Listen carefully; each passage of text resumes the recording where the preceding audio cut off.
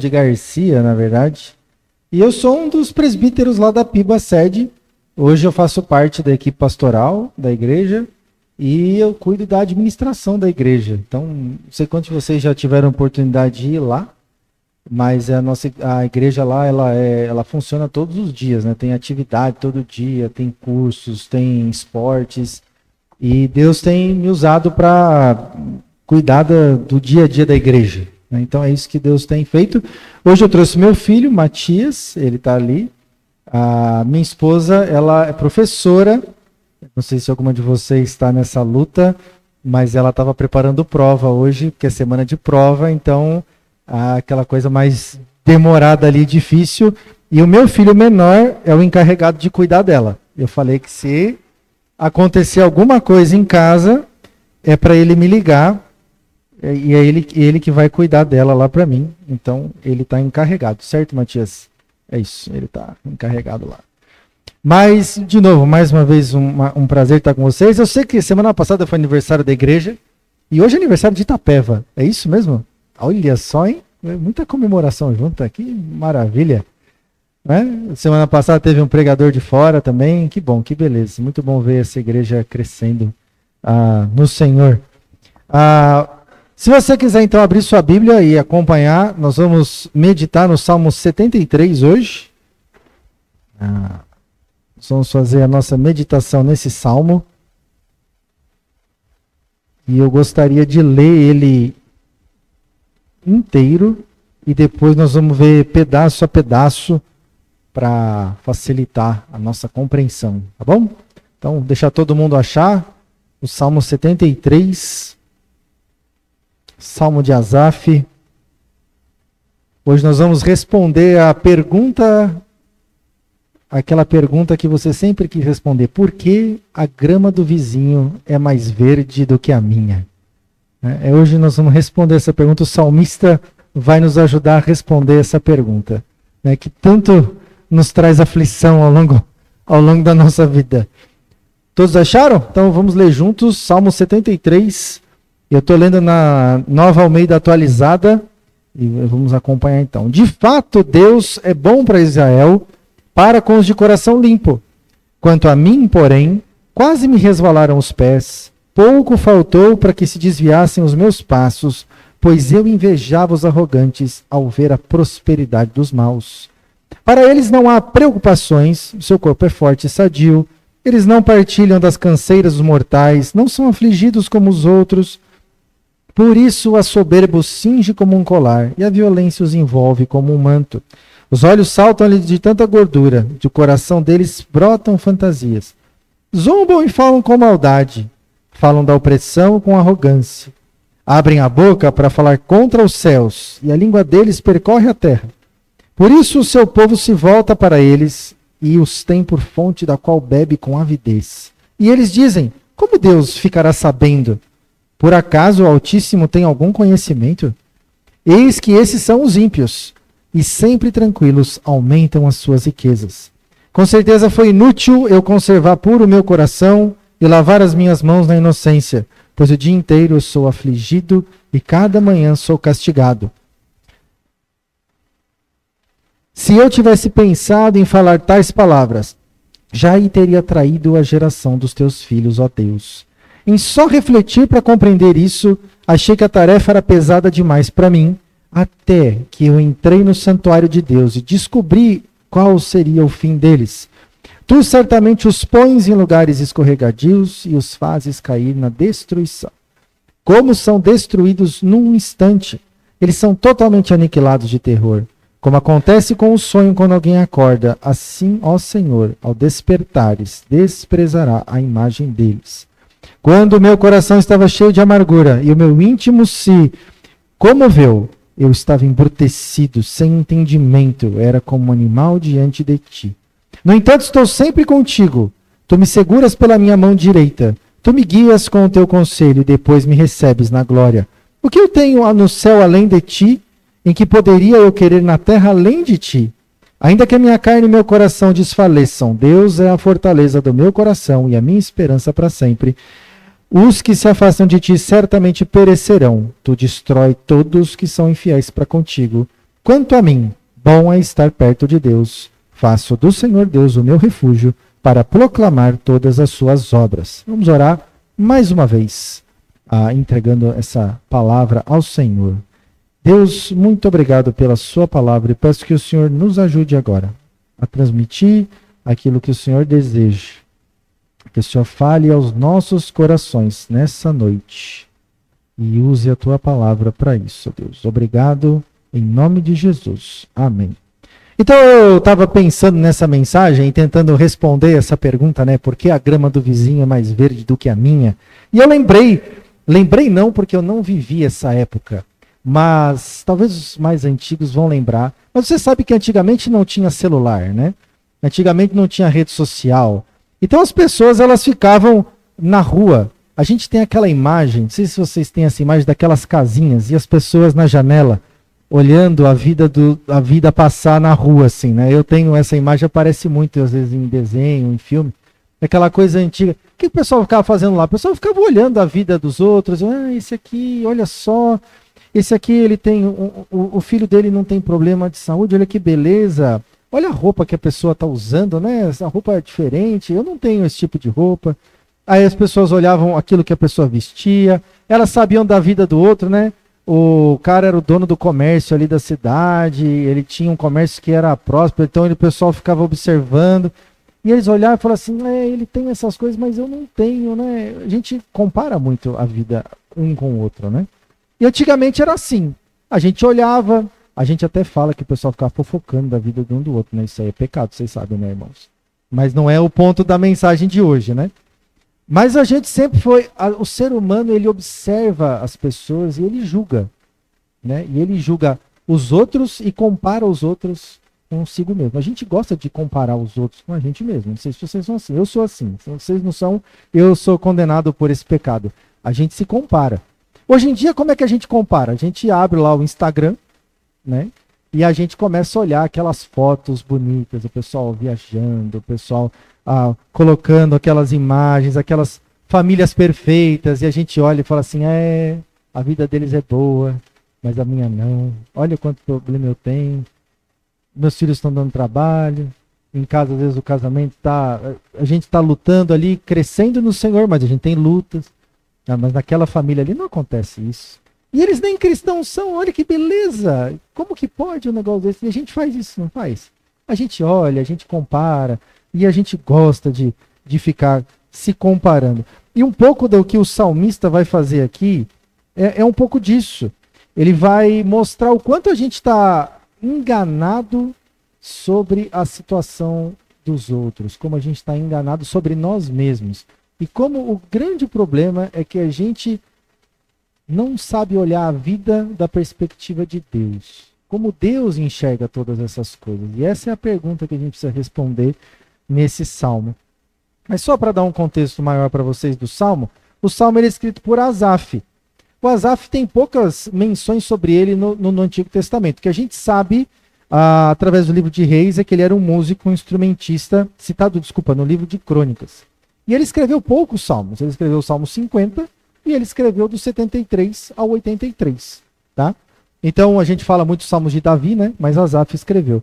E os salmos, eles são na verdade uma coletânea de livros. Eles têm vários tipos de salmo. O salmo que a gente está vendo hoje é um salmo de sabedoria. Ele reflete sobre a vida.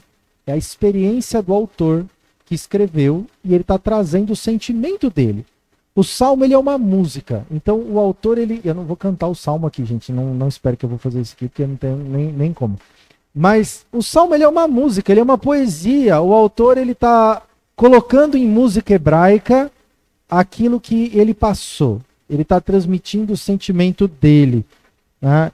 E ele vai então nos responder essa pergunta, que na verdade é: por que os ímpios prosperam? Por que os outros prosperam e eu não prospero? Por que eles que são piores do que eu prosperam e eu não prospero? Então essa é a pergunta que nós vamos responder. Se você quiser pensar numa grande ideia, uma frase que resume tudo isso, a frase é a seguinte: quando nós buscamos ao Senhor e nos refugiamos nele, nós compreendemos o fim dos ímpios e descansamos na certeza da sua bondade. Eu não fiz PowerPoint, então você tem que fazer um esforço para decorar.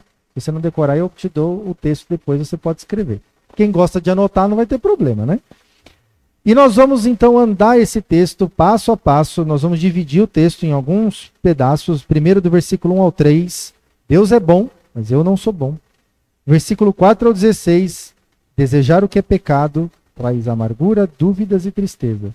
Depois os versos 17 ao 26, buscar ao Senhor torna a amargura em confiança, e assim encontramos descanso. E o último pedaço, 27 e 28, Deus é o nosso refúgio eterno enquanto os ímpios perecem. Então nós vamos falar sobre o ímpio, nós vamos falar sobre nós, e nós vamos falar sobre a nossa visão, sobre a vida, sobre como Deus vê aquilo que nos indigna, aquilo que nos deixa irritado, aquilo que nos traz comparação. Então vamos lá. Quem é o ímpio? Aquele que rejeita a Deus, certo? Isso é importante a gente ter em mente. Quando o texto fala sobre o ímpio, é a pessoa que rejeita a Deus. E a gente vai se comparar com ele junto com o salmista, tá bom? Agora, você vai precisar perceber o seguinte, o salmista, conforme ele vai escrevendo, ele já passou por essa situação inteira, tá? Ele não foi escrevendo enquanto ele estava passando. Ele pegou, ele lembrou de tudo que ele passou e ele colocou ali. E ele escreveu. Então a gente já tem o começo, o meio e o final da história. Toda ela aqui já para a gente saber, tá bom? Então vamos lá. Versos 1 a 3. Deus é bom e eu não. Então ele começa dizendo, de fato, Deus é bom para Israel. Para os de coração limpo. É uma verdade sobre Deus. É algo que nós cremos, certo? Deus é bom. Você pode falar amém, Deus é bom? Deus é bom. Nós sabemos que ele é bom. Agora, saber que Deus é bom e viver sabendo que Deus é bom tem uma diferença. Muito obrigado. Muito obrigado. Eu vou aproveitar para tomar uma aguinha.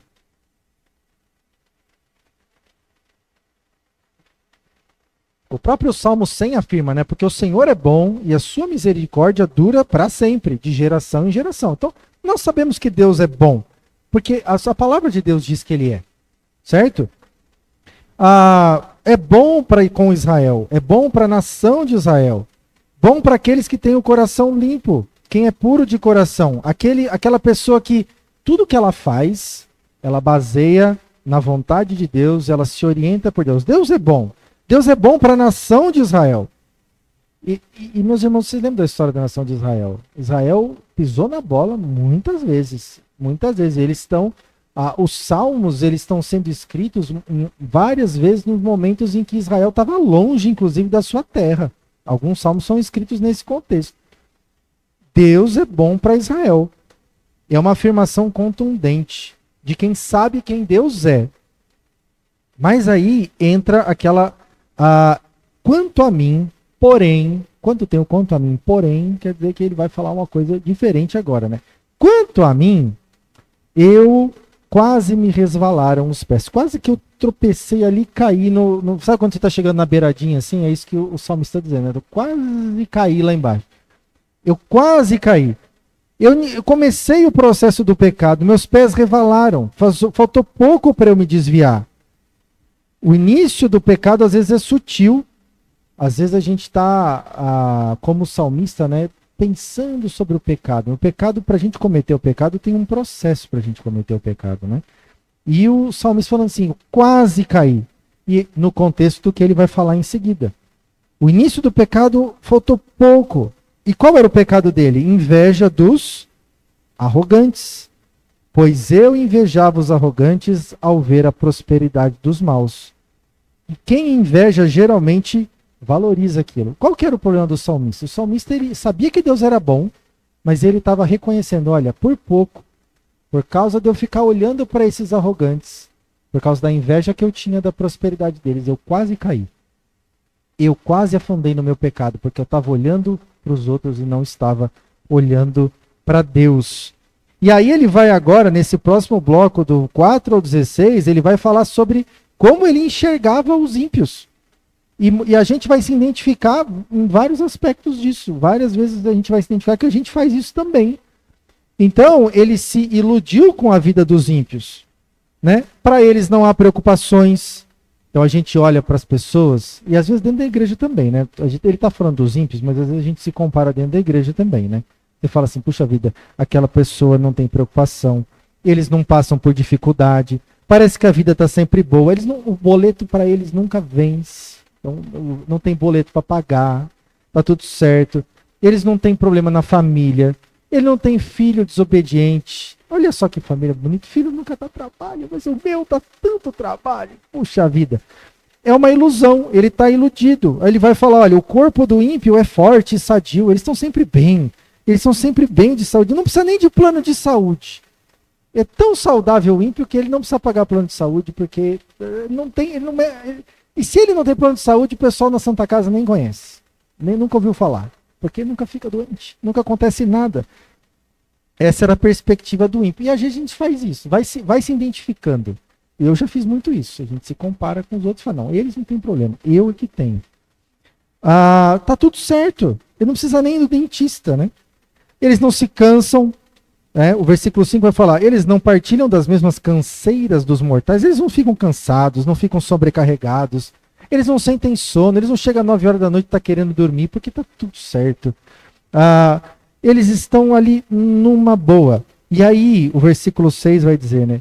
Mas, por isso, a soberba os cinge como um colar e a violência os envolve como um manto. E aqui ele vai começar a dar essa ideia do porquê que essa impressão de que para os outros dá tudo certo, que os ímpios vão bem, isso é ilusório. Porque ele sabe, enquanto ele está escrevendo, que, na verdade, a vida dos ímpios não é feliz. Ele está vendo a fachada, ele está vendo aquilo que é aquilo que ele gostaria às vezes. Mas não é. A gente sabe como os ímpios estão. A gente sabe que os ímpios, eles não conhecem a Deus. A gente falou antes, né? Os ímpios são os que rejeitam a Deus. Estão vivendo uma vida dissoluta. Eles estão vivendo uma vida sem temor do Senhor. Se envolvendo com coisas que não prestam. Eles estão, na verdade, destruindo o próprio corpo, muitas vezes, com bebidas e com outras coisas. É isso que os ímpios estão fazendo, né? Mas ele continua. Os ímpios, eles não têm problema na mesma intensidade. Parece que apesar de as coisas não dão problema, por exemplo, se tiver uma tempestade na cidade e voar os telhados das casas, até da igreja, da casa do ímpio, não vai voar o telhado dele. Só o telhado da igreja da minha casa que vai voar, o dele não. E essa é a ideia do salmista. Mas ele está afirmando, mas ao mesmo tempo os ímpios estão envoltos em violência. A soberba é uma característica dos ímpios. E ele está lutando com essa questão no coração dele. Mas mais para frente a gente vai ver como Deus esclarece isso. Então, os olhos dos ímpios saltam de tanta gordura. Do coração deles sobram fantasias. Aquilo que caracteriza o ímpio é a soberba. O ímpio, na verdade, apesar de parecer que tem uma vida boa, ele tem a soberba como característica da sua própria vida. Ele desfila a violência. Nós estamos falando do comportamento do ímpio. O ímpio é uma pessoa que é escravo do pecado. Como que o ímpio que rejeita a Deus pode ter uma vida de fato boa? E aqui, vamos lá, a gente está comparando. A gente está comparando coisas que os ímpios têm com o coração do ímpio. O coração do ímpio é rebelde. O coração do ímpio não está procurando agradar o Senhor. O comportamento do ímpio é de alguém que vive no pecado. É com essas pessoas que nós nos comparamos muitas vezes, né? Olhando para a aparente prosperidade delas. 1 João 3,9 diz que todo aquele que é nascido de Deus não vive na prática do pecado, porque nele permanece a semente divina. Esse não pode viver pecando, porque é nascido de Deus. Ou seja, nós não somos ímpios. Os ímpios, eles vivem no pecado. Os ímpios são alvo de missões. São aqueles que nós queremos alcançar com a palavra de Deus, como nós vimos aqui hoje. O vocabulário dos ímpios é malvado. As suas palavras não medem consequências.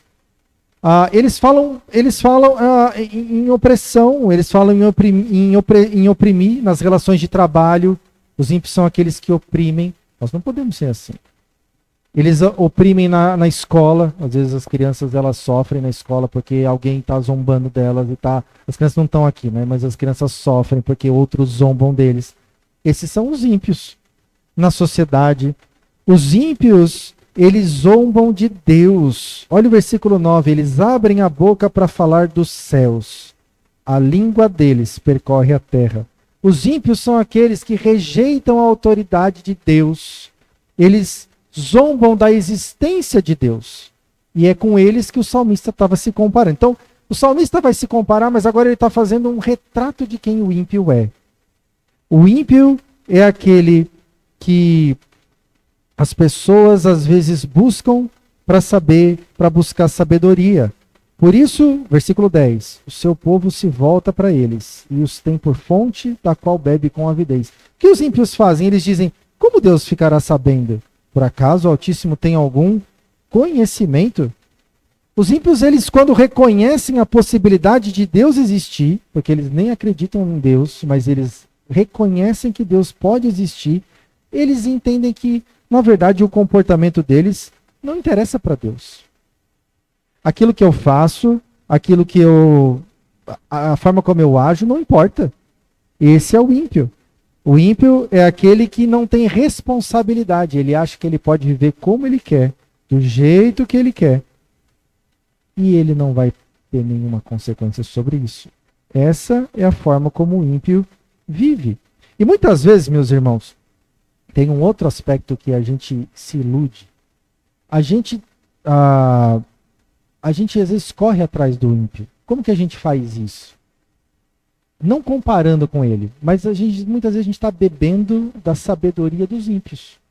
Eu não sei se é o seu caso, mas a gente falou aqui, né, das redes sociais, do YouTube, dos vídeos, dos influencers. E muitas vezes nós estamos levando para dentro da nossa casa sabedoria do ímpio, né? E às vezes a gente fala muito sobre, hoje em dia, sobre a educação dos nossos filhos, né? Educação das crianças. Se a gente pegar aquilo que é vendido na internet, em que ímpios sábios falam, a gente vai educar o nosso filho bem longe dos caminhos do Senhor. E nós bebemos disso. Nós bebemos da sabedoria do ímpio. Nós bebemos daquela sabedoria que a gente olha e fala assim, nossa, mas esse cara aí é maravilhoso. Olha só o programa dele, como ele fala bem, como ele entende do assunto. E muitas vezes a gente está trazendo isso para dentro das nossas casas. É o que o versículo 10 fala. O povo bebe da fonte dos ímpios com avidez. Então, a sabedoria dos ímpios também é ilusória. Aquilo que o ímpio tem e aquilo que o ímpio traz é ilusório. Claro, a gente está falando, tem muita gente boa e capaz, mas nós temos como padrão, e o salmista vai nos levar a isso, a palavra de Deus. O que Deus pensa sobre aquilo que nós fazemos. O que Deus pensa sobre aquilo que acontece na nossa casa. Versículo 12. Esses são os ímpios, sempre tranquilos, aumentando suas riquezas. O ímpio pode viver do jeito que ele quiser e ainda assim está tudo bem. Ele reflete sobre o comportamento dos ímpios e agora ele vai começar a concluir falando sobre ele. Então, do versículo 4 ao 12, nós temos um retrato do ímpio, certo? Nós temos aquilo que o ímpio é. E como o salmista olha para ele, e como nós olhamos, como nós nos comparamos com os ímpios. E agora, do versículo 13 ao 16, ele vai começar a refletir sobre ele mesmo. Versículo 13. Com certeza foi inútil conservar puro o meu coração e lavar as minhas mãos na inocência. Quando a gente observa a vida da perspectiva humana, quando eu olho para os outros baseado no que eu acho, eu começo a entender a vida toda errada. Se eu começo a olhar para a vida baseado no que eu acho, eu vejo tudo errado. E o desafio desse salmo vai ser nós começarmos a olhar a vida da perspectiva de Deus. Como Deus enxerga a vida. Ele como criador dos céus e da terra e de cada um de nós. Como que Deus enxerga a vida? Como Deus lida com a questão do ímpio? Como Deus lida com a comparação e com o nosso coração? Aqui, esse texto ele é muito parecido com a reflexão que Salomão faz no livro de Eclesiastes, né? Porque ele está dizendo aqui, é tudo inútil, né?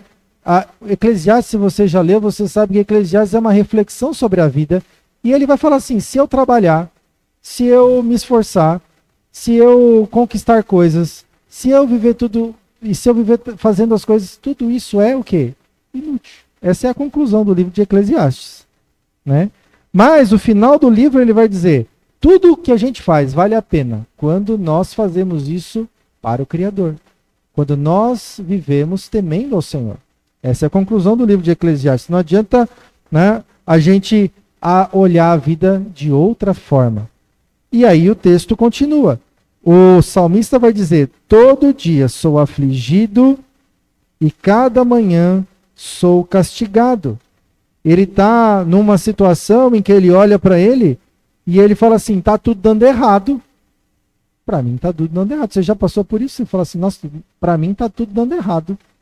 Nada dá certo. Então, acho que todo mundo já passou por essa situação, esses momentos de vale, esses momentos de frustração. Fala assim: gente, não é possível que para os outros dá tudo certo, para mim não. Todo mundo passa por isso. E o salmista também passou por isso. Não adianta eu viver uma vida pura, porque eu não vou ter recompensa. Não adianta eu obedecer a Deus, porque na verdade isso não vai valer nada. Por que eu sofro? São as perguntas que o salmista está fazendo. Por que os ímpios fazem as coisas e nada acontece? Por que eu tenho que sofrer? E aqui o texto vai começar a mudar e nós vamos começar a lembrar de algumas verdades. E a primeira delas é que muitas vezes o nosso sofrimento é justamente porque Deus está tratando com a gente. Nós estamos debaixo de um temor, nós estamos debaixo do conhecimento de Deus e Deus, ele trata o nosso coração. Muitas vezes o sofrimento que nós passamos, muitas vezes não ter aquilo que nós queremos, é porque Deus está tratando o nosso coração. Então aqui a perspectiva começa a mudar.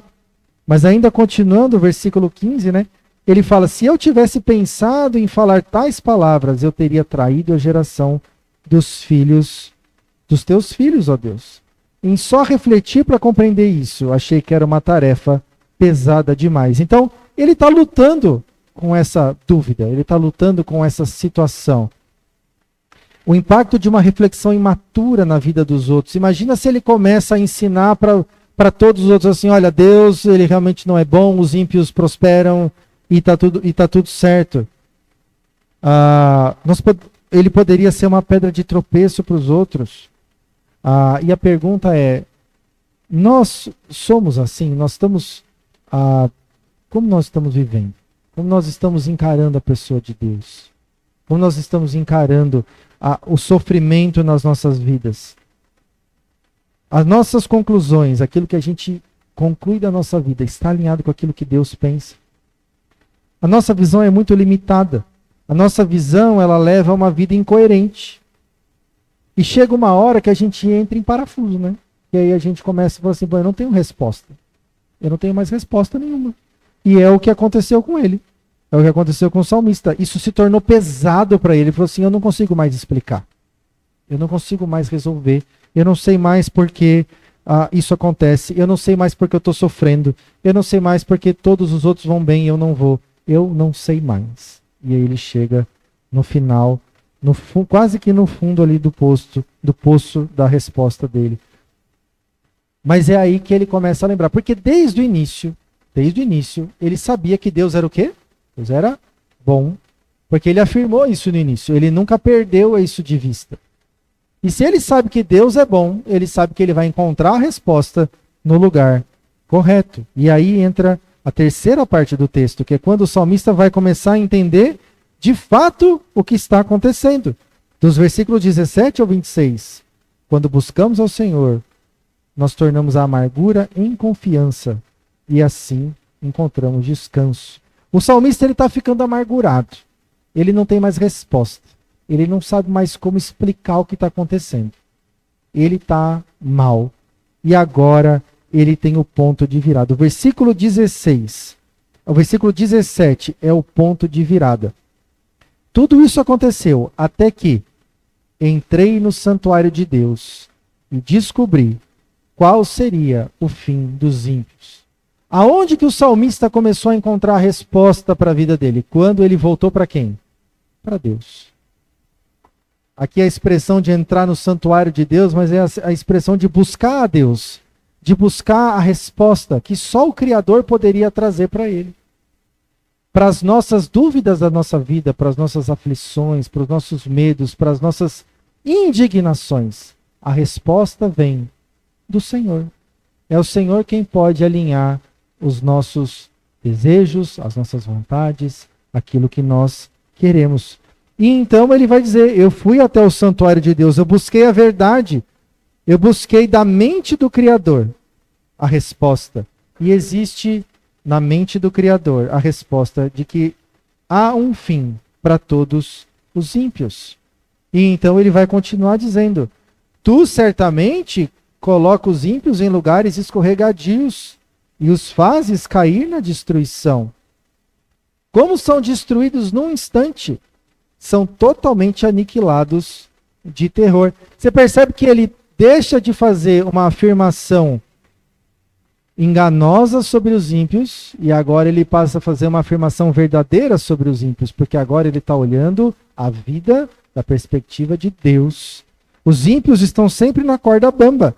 Eles andam na beira do precipício, né? Quase caindo.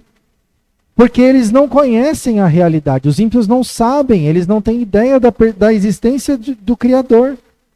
Eles não têm uma estabilidade real. A qualquer momento, aquilo que eles têm pode ser perdido. E se você sabe, muitas vezes os ímpios eles perdem suas fortunas, eles perdem as suas riquezas, eles perdem as suas casas, eles perdem a sua família. E não sei se você, todos nós já fomos num velório em que de pessoas não crentes. E a gente sabe que existe um desespero, né? O desespero de perder alguém e não saber o que vai acontecer depois. Ou o próprio medo da morte, porque todo ímpio de alguma forma ele vai ser afligido pelo medo da morte. A vida do ímpio, na verdade, ela é uma vida de sofrimento. Ela aparenta ser uma vida boa, porque às vezes os bens são bons. Mas, na verdade, o destino dos ímpios, ele é difícil. Há um julgamento que espera os ímpios. Serão destruídos num instante e totalmente aniquilados com terror. Como acontece com o sonho, versículo 20, quando alguém acorda. Assim o Senhor, ao despertares, desprezará a imagem deles. Parece que a vida do ímpio é um sonho. E aí a vida deles não é real. Deus vai vir e vai tratar a vida dos ímpios. Deus vai trazer juízo. Não haverá tempo para eles resolverem isso. Será o fim e não haverá mais nada disso. Eles vão querer acordar do sonho. E aí não vai ser mais possível. Porque não há mais esperança para os ímpios. Então quando nós vivemos, quando a nossa vida, a gente passa por tribulações, quando a gente está no vale, quando nós estamos no momento de tristeza, quando as coisas não estão dando certo, ainda assim, nós temos uma perspectiva do nosso Criador. A perspectiva do nosso Criador, que foi completa na cruz, com seu Filho Jesus. Nós temos uma perspectiva. O que nós queremos com o ímpio, na verdade, nós queremos que eles também entendam e conheçam a verdade sobre o Criador. Nós queremos que eles também conheçam essa verdade. Versículo 21. Quando o meu coração estava cheio de amargura e o meu íntimo se comoveu, eu estava embrutecido e sem entendimento. Era como um animal diante de ti. O salmista agora ele está demonstrando para nós o que estava no coração dele. O coração dele estava amargurado por causa da inveja. O coração dele estava travado. Ele não conseguia, o pensamento dele não funcionava. Ele não conseguia enxergar. Ele parecia, como ele mesmo fala, agindo como um animal irracional. Mas ele buscou a perspectiva de Deus, ele buscou a sabedoria do Senhor. E ele começou a entender a vida como a vida realmente é.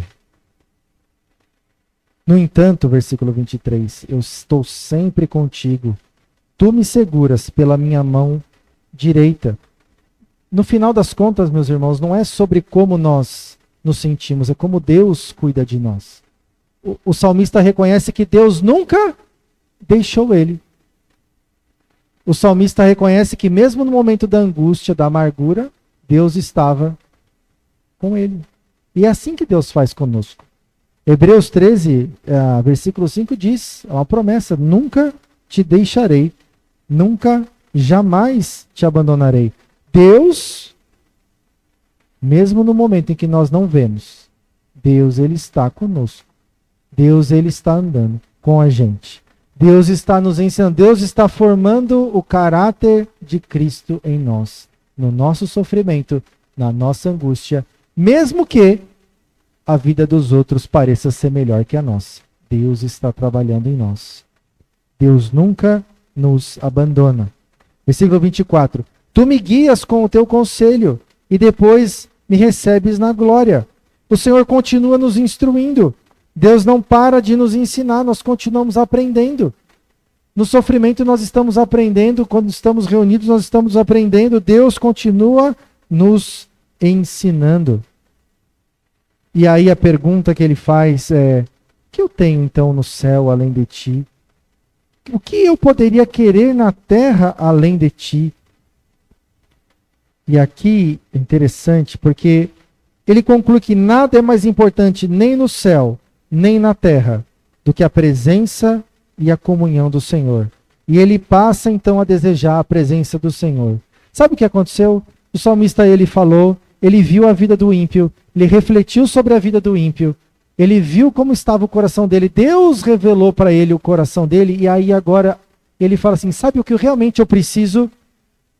Eu não preciso de uma casa boa, ou melhor que a do ímpio. Eu não preciso que o meu comércio seja mais próspero que o do ímpio. Eu não preciso que a minha vida em casa seja melhor do que a do ímpio. O que eu preciso e o que eu quero é estar em comunhão com o Senhor. É estar em comunhão com o Senhor. Esse texto é bem interessante porque vocês vão ver em breve um texto de Lucas capítulo 12, quando o pastor Marcos chega lá, e ele vai falar muito sobre isso. Sobre a nossa perspectiva daquilo que nós queremos. E o texto de Lucas 12 vai falar: busquem o reino de Deus em primeiro lugar. Busquem a Deus em primeiro lugar e não precisa se preocupar com o resto. Não precisa se preocupar com o restante. Agora, o que o salmista quer? Ele quer a presença e a comunhão do Senhor. Porque ele sabe que nada na vida dele vai fazer mais sentido do que buscar a Deus. E buscar a Deus, viver em comunhão com Ele, muda a forma como nós enxergamos a vida, como nós enxergamos os outros. Muda a forma como nós nos comparamos com os outros. E então nós passamos a entender que isso é o que realmente importa. Versículo 26, ainda que a minha carne e meu coração desfaleçam, Deus é a fortaleza do meu coração e minha herança para sempre. Não importa se a gente vai morrer agora, não importa se o salmista vai morrer, se ele vai desfalecer, porque agora a alegria dele é estar com o Senhor, aquele que é bom desde o início, mesmo quando ele estava triste, amargurado, se comparando com os ímpios. Deus é a fortaleza que nos protege, é a fortaleza do salmista, ele é o sustento da nossa vida para sempre. Então, depois de refletir sobre isso, depois de encontrar o coração dele, de buscar o Senhor, e de entender, de fato, aquilo que Deus pensa, aquilo que Deus quer, ele vai concluir o Salmo, nos versículos 27 e 28. Deus é o nosso refúgio eterno, enquanto os ímpios perecem. Os que se afastam de ti, certamente, 27, perecerão. Tu destrói todos os que são infiéis para contigo. Quanto a mim, bom é estar perto de Deus. Faço do Senhor o meu refúgio para proclamar todas as suas obras. São as conclusões do salmista. Lembra? Ele transformou a angústia dele numa música. Ele transformou aquilo que ele viveu numa poesia. E agora ele vai concluir a poesia. Agora ele vai falar algo em oposição ao versículo 1, ao início do texto. Quando ele estava amargurado, quando ele estava quase caindo, agora ele vai concluir da perspectiva correta. O aprendizado do salmista agora é revelado. E o que o salmista aprendeu? Os ímpios perecerão. Aqueles que decididamente rejeitarem a Deus, eles vão perecer na ira de Deus. Mesmo que a sua vida aparentemente seja boa, o seu destino não é. Os ímpios, mais uma vez, são o nosso alvo. São aqueles que Deus quer que nós falemos do Evangelho. Os infiéis não serão poupados.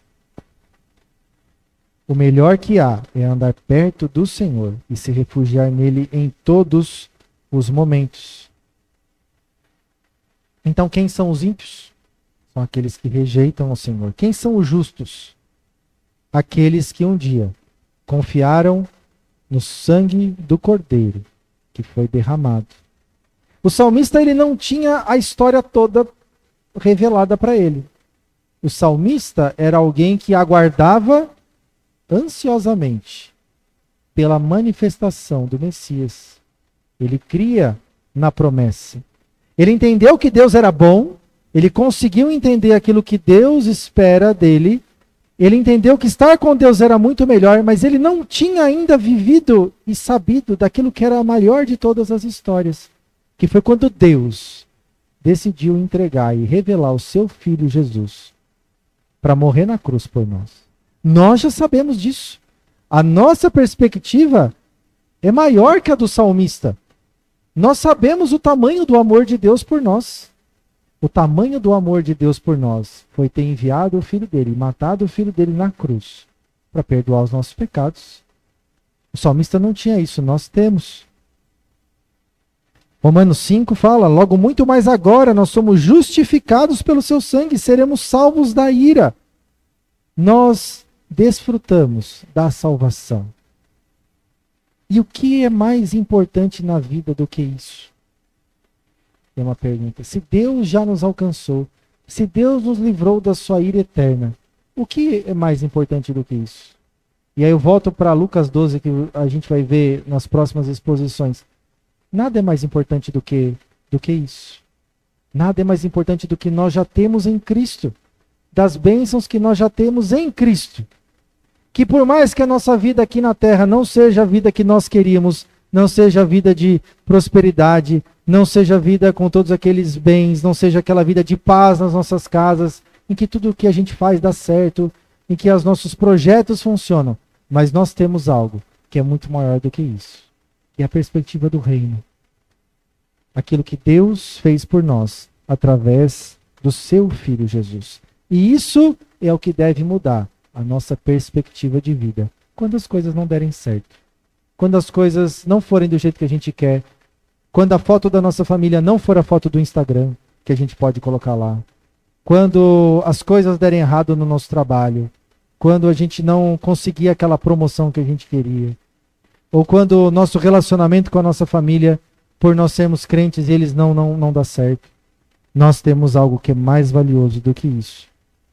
Os ímpios, eles rejeitam a Cristo. O nosso chamado é perseverar e olhar para Cristo. Compreender que Ele nos sustenta. E quando nossa visão estiver errada sobre a vida, nós fazemos igual o salmista e clamar a Deus. Deus, me ajuda a ver o que eu não estou vendo. Deus, me ajuda porque o Senhor está me ensinando. E eu preciso entender o que o Senhor está me ensinando. Que a gente possa orar como um salmista e buscar a Deus para entender aquilo que Deus quer. Orar por aqueles que estiverem em nosso meio e rejeitam a Cristo. Mas proclamar o Senhor enquanto há tempo para aqueles que são ímpios. Quando nós buscamos ao Senhor e nos refugiamos nele, compreendemos o fim dos ímpios e descansamos na certeza da sua bondade. A bondade de Deus é uma certeza, o destino dos ímpios é uma certeza. A nossa salvação em Cristo Jesus é uma certeza. E a certeza maior é que viver e buscar a comunhão do Senhor e a sua palavra, isso é mais importante do que qualquer outra coisa que possa acontecer nas nossas vidas. Vamos orar, encerrar o nosso tempo. Baixe sua cabeça. Vamos ter um tempo de oração. Senhor Deus, obrigado pela sua palavra, Senhor. Muitas vezes nós lutamos com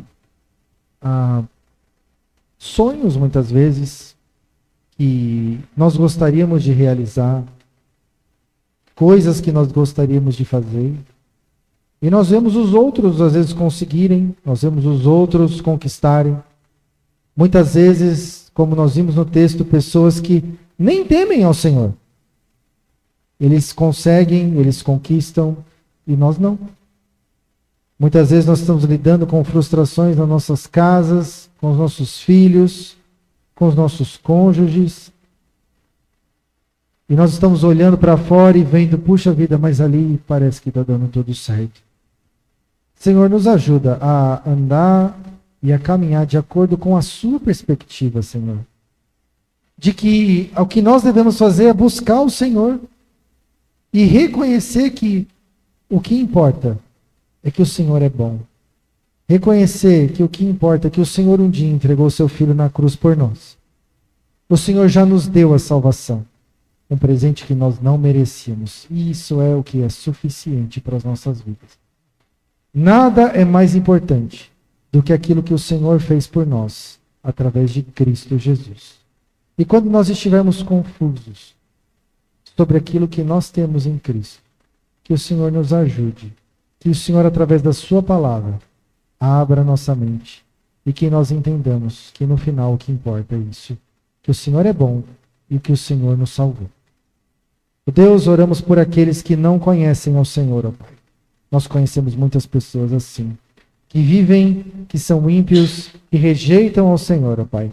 Que o Senhor nos use como instrumentos para falar do teu amor para essas pessoas. E como nós vimos no texto, o destino delas é a destruição. Que o Senhor nos coloque amor no coração por essas pessoas, o desejo de falar do seu evangelho para cada um deles. É o que nós oramos, em nome de Jesus. Amém.